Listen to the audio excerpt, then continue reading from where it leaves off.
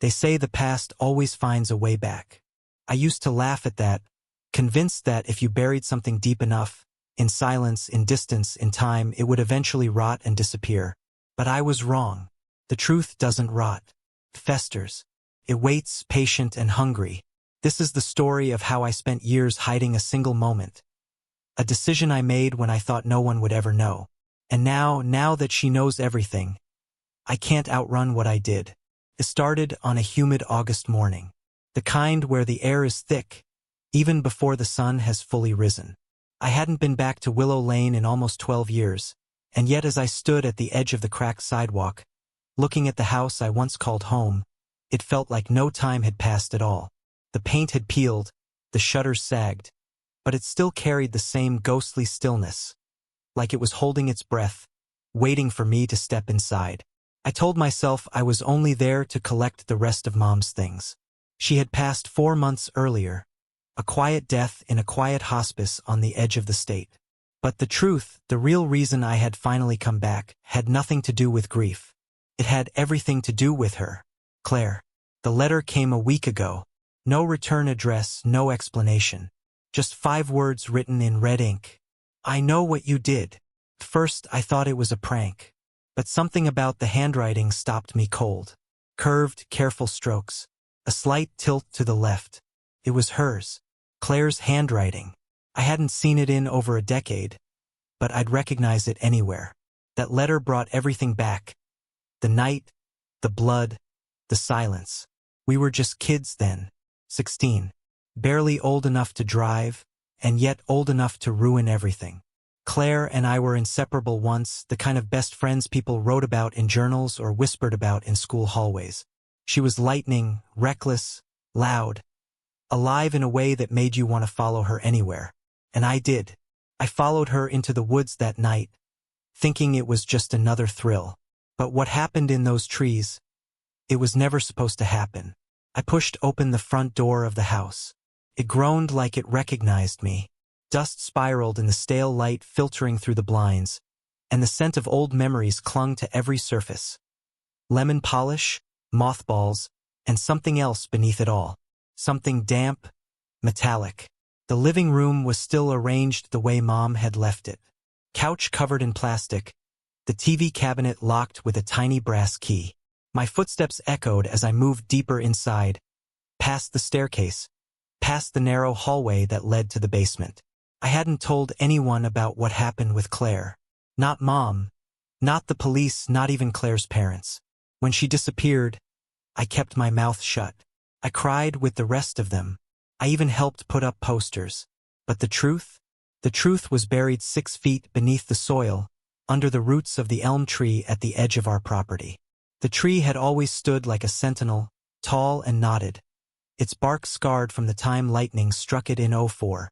It was the only place I could think of that night. The only place I knew no one would look. I remember digging with trembling hands, the dirt wet and heavy. My breath caught in sobs as I covered the hole. Claire's face, pale, her lips parted as if still about to speak, haunts me to this day. But if she was dead, who sent the letter? The rational part of my brain told me it was someone else. Maybe someone found out. Maybe it was just blackmail. But another part, the part that still woke up in cold sweats, wondered if it was something worse. Something I couldn't explain. I walked through the kitchen and out the back door, the screen slapping shut behind me. The backyard had become a jungle. Weeds climbed the fence. Vines coiled around the rusted swing set like they were trying to drag it into the ground. And there, at the very end of the yard, stood the elm tree. The sight of it made my stomach churn. I hadn't been back there since that night. My shoes crunched over broken twigs as I crossed the yard, each step heavier than the last. My hands trembled as I reached the base of the tree. That's when I saw it. A single red ribbon, tied around the trunk, like a marker, like someone was waiting for me to find it. I turned, heart pounding, eyes scanning the yard. No one, just wind and silence. But I wasn't imagining things. The ribbon was real. Someone had been here. My phone buzzed in my pocket. A text. Unknown number. No name. It's time you remembered. That was it. A scream built in my throat but never escaped. I backed away from the tree, breathing hard. This wasn't a prank. This wasn't some cruel joke. Someone knew. Worse, someone wanted me to relive it. Back inside, I locked every door, shut every window, and sat in the middle of the living room floor, clutching my phone like a weapon. The sun was beginning to set, and long shadows crept through the house like they belonged there. I should have left, should have gotten in my car and driven as far as I could. But something in me, that same haunted pull that brought me back, needed to know. I had to face it, all of it, because if Claire was still alive, then what the hell did I bury? The house didn't sleep. Neither did I. Every creak in the floorboards, every whisper of wind against the siding, felt like a threat. I sat upright all night, the glow from the hallway nightlight casting long, eerie shadows along the living room walls. The ribbon, the message, the letter, they looped in my mind like a broken reel, constant, suffocating. By morning, I had made a decision. I needed answers, not fear, not paranoia, truth. As painful as it would be, I started with the basement. The narrow steps groaned beneath me as I descended into the musty dark. The air was thick, stale with the scent of old water and dust. Mom had always kept the place locked. Said it was full of junk Dad left behind when he ran off. But I'd been down here before. A few times when I was younger.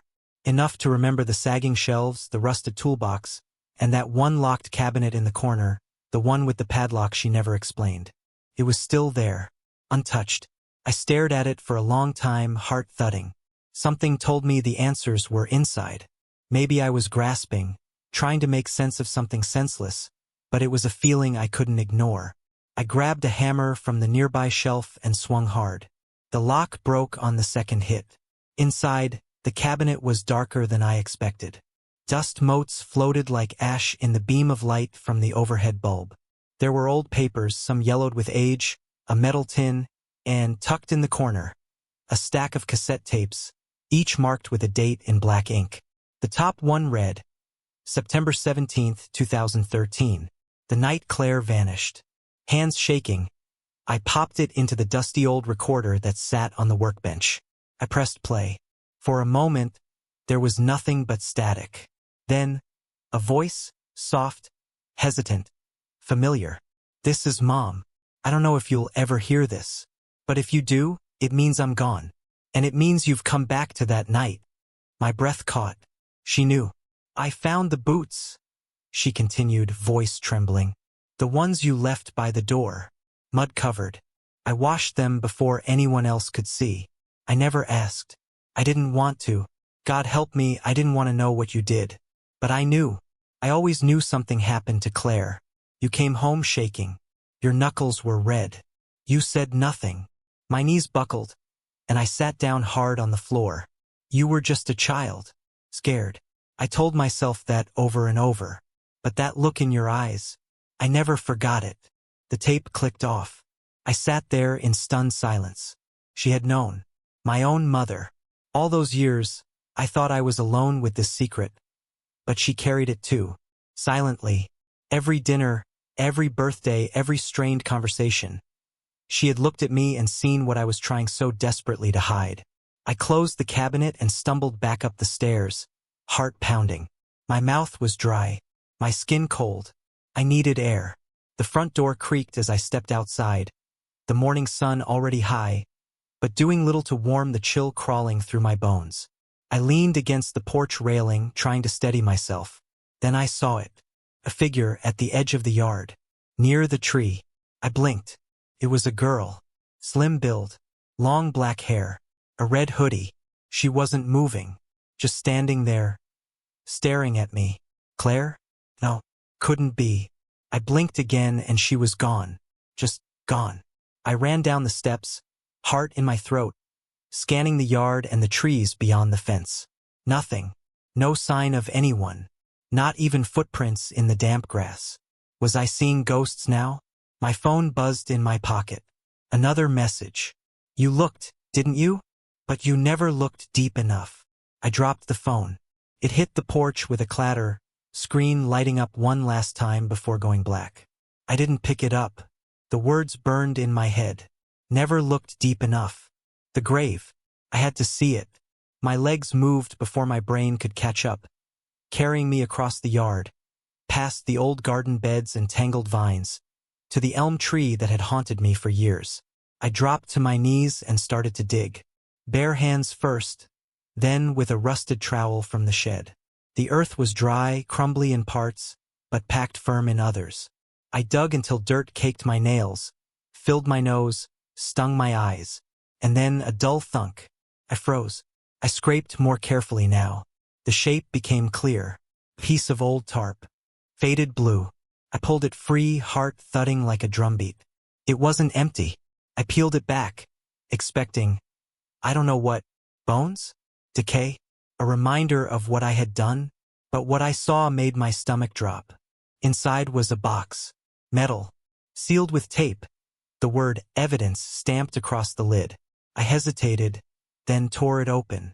Inside were photos. Of me, Claire. The woods. The tree. Dozens of them. Some taken from a distance. Some terrifyingly close. And at the bottom, another cassette. This one unmarked. I stood there, holding it like it was a bomb, the wind rustling through the branches above me. Someone had known. Someone had been watching. Maybe even that night. But who? And why wait until now? The answers weren't in the dirt. They were on the tape. I grabbed everything and went back inside, locking the door behind me, chest heaving. I didn't know who was playing this game, but I was done running. The tape sat on the table like a dare. Unmarked, cold to the touch, slightly dusty, but the edges were clean, too clean, like someone had wiped it down before leaving it for me. That metal box buried beneath the elm hadn't been there 12 years ago. Someone had gone back. Someone had dug it up, or worse, placed it there recently. I stared at the cassette, fighting the tremble in my fingers. The old recorder from the basement still sat on the counter. I slid the tape in with a soft click, and I pressed play. The recording crackled alive, louder than I expected. Static, then a high-pitched tone, like a test signal, then silence, just when I thought it was blank. A voice. Do you remember the scream? I froze. The voice wasn't Claire's. It was deeper, flat, almost distorted. Male, maybe, or deliberately modulated. You told yourself it was the wind, or the way the trees snapped under pressure. But it wasn't. You heard her. You chose to walk away anyway. I staggered backward like I'd been slapped. My mouth opened, but no sound came out. The voice continued, slow and deliberate. She called your name. A pause. She begged. I slammed the stop button. My pulse was pounding in my ears. That voice, whoever it was, knew. Not just what happened, but how it happened. The details no one else could have known. I had convinced myself I wasn't a monster. I hadn't meant to hurt Claire. We were arguing a stupid, senseless fight. She grabbed my arm. I shoved her back. She hit her head on a rock. It wasn't murder. It was panic. Terrible accident. Right? But if someone else was there... No. I refused to believe it. I would have seen them, heard them, unless they were watching, hiding, waiting until now. The house suddenly felt too small, the walls too close. I turned off the recorder, tucked the tape into my coat pocket, and grabbed the keys. I needed to get out. Just drive. Clear my head. See the world still moved beyond this haunted little corner of my life. But as I reached the front door, something made me pause. On the floor by the mat, another envelope. No sound. No knock. Just sitting there like it had always been. My name was scrawled across it in the same red ink as before. No address. No postage. Just, it's time you faced the woods. The road back to Pine Hollow was barely a road at all anymore. Branches clawed at the windshield. The tires skidded over loose gravel and ruts that hadn't been touched in years. But I remembered the turns. My hands remembered even when my mind begged me to turn back. Pine Hollow was where it happened. The exact clearing. The shallow creek that snaked its way through the underbrush. The stones slick with moss. And that one twisted oak tree that leaned like it was whispering to the sky. The place where Claire died. I parked the car a few feet from the trailhead and got out, the forest swallowing the sound of the engine. Everything felt the same and completely different. There was no wind, but the trees swayed. No birds, but I felt watched. Each step I took down the trail was heavier than the last. The forest didn't want me there.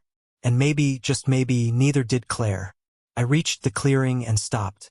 The air shifted, charged. At the center of the space, where her body once lay, was a circle of white stones. Perfectly placed. Recently arranged. In the center, a single Polaroid photo. Face down.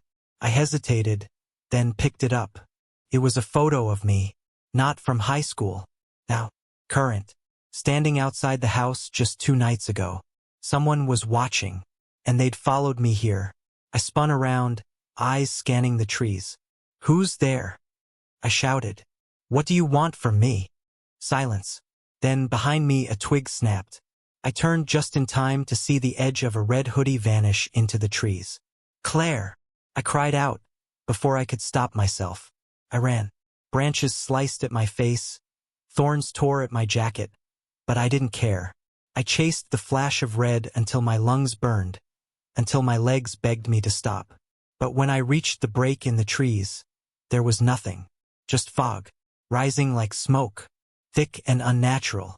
I staggered, coughing, and then I heard it, a whisper, so faint I thought I imagined it. "You left me." I spun, but the fog was everywhere now, curling around the trunks, swallowing the trail, the sky, the light. "You buried me." The voice again. Behind me? No. To the left? No. Inside me. I clutched my head. No, no, no. I didn't mean to. It was an accident. Silence. Then, a final whisper. So soft I almost missed it. "Then why did you walk away?" And just like that, the fog lifted. I was alone again in the clearing, panting, cold sweat covering every inch of my skin. I don't know how long I stood there. Could have been minutes. Could have been hours. Eventually, I found the strength to move. I followed the trail back, the forest strangely quiet now. No wind. No whispers. When I got back to the car, another envelope was tucked under the wiper blade. This one didn't have my name on it. It just said, "Tomorrow, midnight, the lake." I drove home in a daze, the envelope clutched in my hand like a lifeline. Whoever this was, they were escalating. They wanted me to play along, to follow their breadcrumb trail of guilt and fear. And the worst part? They were winning, because I knew exactly which lake. And I knew I'd be there. Midnight. The lake looked exactly as it had all those years ago, like a pane of black glass stretched beneath the sky. Still, cold, unforgiving. The moon hung low, casting pale light over the tree line. Shadows clung to the shore, deep and motionless. I sat in the car for a long time, engine off, staring at the water. The envelope they'd left on my windshield sat open on the passenger seat. Just one sentence inside. "Bring the recorder, or she'll never stop." The old cassette recorder sat in my coat pocket, heavier than it should have been, like it knew what was coming. I stepped out into the night. Gravel crunched beneath my boots. My breath rose in clouds. The path to the lake was muscle memory by now. I followed it down to the old wooden dock that stretched a few feet into the water. A place for summer swims, laughter, first kisses. And now the site of a reckoning. There was someone already there. A figure at the end of the dock. Small still. Wearing a red hoodie. Claire? No. This time I knew better than to say her name. I moved slowly, deliberately. As I approached, the figure turned. Not a ghost. A girl. Maybe 16 or 17. Pale skin. Deep brown eyes. Dark hair pulled into a low ponytail. Her expression unreadable. Somewhere between accusation and sorrow. She looked just like Claire had at that age. But she wasn't her. She couldn't be. "You came," she said softly. Her voice was calm, but it carried weight, the kind that pinned you in place. I nodded, cautious. "Who are you?" She didn't answer. Instead, she motioned to the edge of the dock. "I want you to listen." I hesitated, then took the recorder from my pocket. I didn't even question how she knew I had it. I sat cross-legged on the dock, wind brushing against the back of my neck like a warning. I pressed play. This time there was no static, no strange distortion, just Claire's voice, clear, sharp, and so heartbreakingly familiar. If you're hearing this, it means he never told you. My chest clenched. It means I was never found. The recording went quiet for a moment, and then, we were best friends once. Before that night, before everything fell apart. The girl across from me, whoever she was, didn't move, didn't blink. He told me I couldn't leave, that he didn't trust me not to tell. And when I said I had to, that what we saw couldn't be ignored, he snapped. I blinked. What we saw. Claire's voice was shaking now. It wasn't just the argument. It wasn't just the push. It was everything we'd uncovered in the woods that day. The bones. The symbols. The circle. He didn't want anyone to know. My blood turned to ice. That wasn't true. That couldn't be true. I had told myself for years it was an accident. That the guilt I carried was justified, but not criminal. That I'd panicked when she hit her head and buried her in desperation. But this changed everything. You're lying, I whispered. The girl tilted her head, just slightly. Am I? I looked down at the recorder again. Claire's voice was back. He buried the truth, but he didn't know I had already sent copies. Photos, notes. I was scared. I didn't know what I was dealing with. But I knew someone had to know. My hands were slick with sweat. If you found this, the truth's still out there. And someone else knows it too. The tape clicked to an end. Silence. Then the girl spoke again. She told me. My stomach dropped. She knew she wouldn't survive that night, so she made sure someone would come back. Someone would uncover what was hidden. I stared at her. You're her sister. The girl nodded once. She was 17. I was 5. I don't remember her much, but I remember that night. The police coming. The way our mother collapsed. I remember the funeral without a body. She stepped closer. And I remember the man who came to the door years later. Said he was from the school. Asked questions. Too many questions. Who? I asked, but my voice cracked. She pulled something from her pocket. A small, black and white photograph. It showed a man in his late 20s, dressed in a faculty jacket, holding a camera. My heart skipped a beat. Mr. Langdon, our high school history teacher. He was always off, too friendly, too inquisitive, and always around when he didn't need to be. He was obsessed with her, she said. And when she and you stumbled on something in those woods, he knew he had to silence her. He just didn't expect you to help him do it. No, I whispered. No, that's not what happened. She stepped right up to me now, barely a foot away.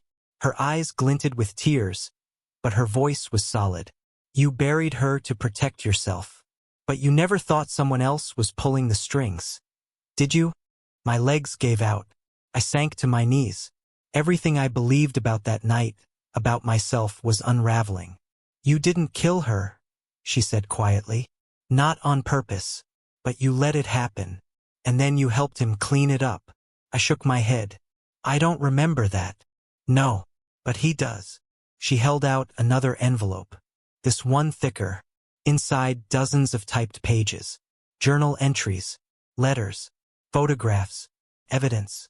All pointing back to Langdon. I read through them in silence, my hands trembling. Names. Places. Meetings. Occult symbols. He'd been part of something dark. Something hidden beneath our town's surface for years. And Claire had found out. And I had been the perfect scapegoat. The girl knelt beside me. You want forgiveness? She asked.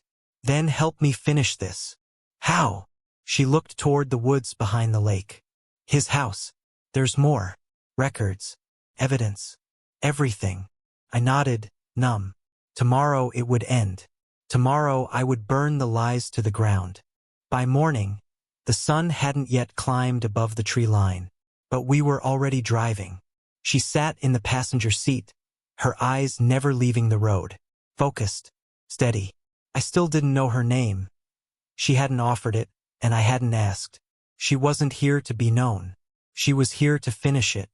We reached the edge of town just as the first rays of light broke through the trees.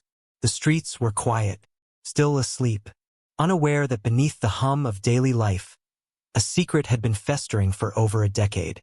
Langdon lived at the edge of the woods. Fitting, really. His house was old, crooked at the edges, vines swallowing the porch. But the windows were clean, the lawn trimmed, the mailbox held fresh mail. He was still here. The girl handed me the envelope, the one filled with notes, photographs, and confessions, and nodded once.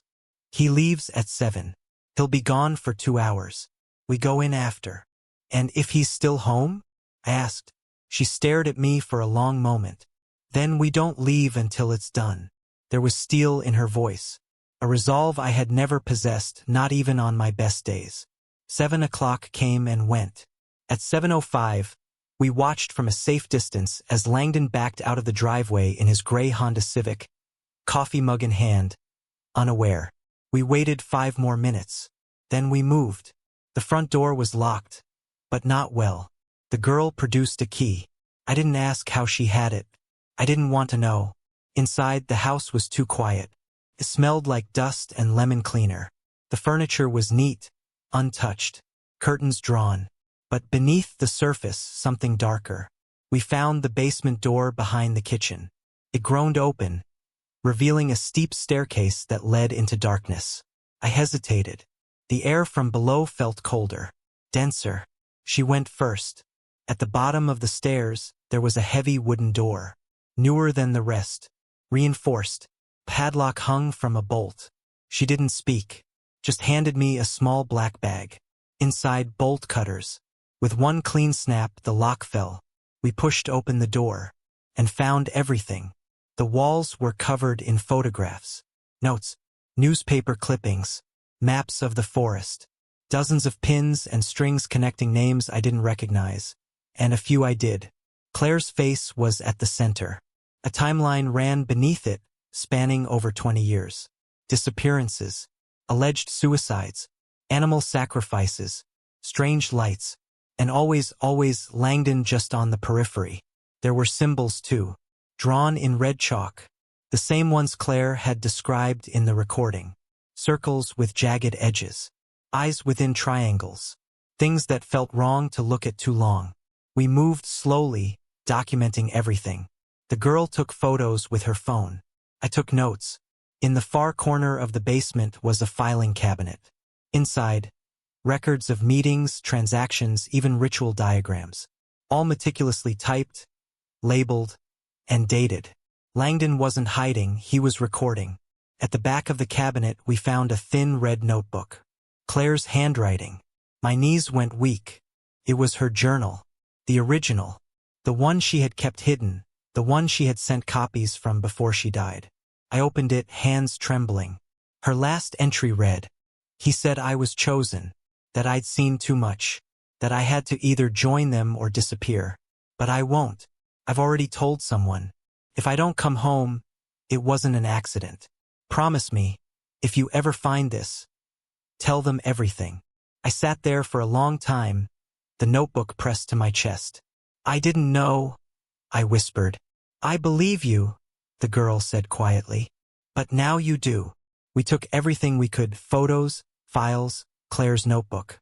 Enough to shatter the town's silence. But before we left, the girl did something I didn't expect. She pulled out a can of lighter fluid from her bag. Began dousing the walls, the papers, even the old wooden beams. "This place is poison," she said. "Let the evidence speak. But this needs to burn." I didn't stop her. We lit the match together. The flames caught quickly, greedy and furious. We stood in the driveway and watched the smoke curl into the sky, a pillar of fire rising from a house built on lies. By the time the fire trucks arrived, we were gone. The story made national news. Local teacher tied to secret occult ring in small town blaze. High school girl's disappearance reinvestigated after 12 years. Anonymous whistleblowers exposed decades-long cover-up. Langdon was arrested a week later.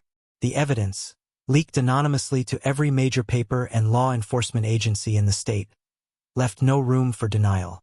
He confessed, not out of guilt, out of arrogance. Said he had protected the balance. That Claire knew too much. That she could have ruined everything. I watched the trial from the back of the courtroom. The girl sat beside me, hood pulled low, eyes fixed on Langdon as he was sentenced. She never smiled. But I saw the way her shoulders lifted, just slightly, as the gavel fell. After the sentencing, we walked together outside. The wind had shifted. Warmer now. "She'd be proud of you," I said quietly. She didn't look at me, but her voice was softer. "She'd be proud of you, too." I nodded. We stood in silence a while longer. Then she said, "It's not over, you know." I looked at her. "What do you mean?" She handed me a flash drive. There were others. Langdon wasn't alone. "You ready to keep going?" I didn't answer. Not right away. But deep down I knew. I had spent 12 years burying the truth. Now, it was time to unearth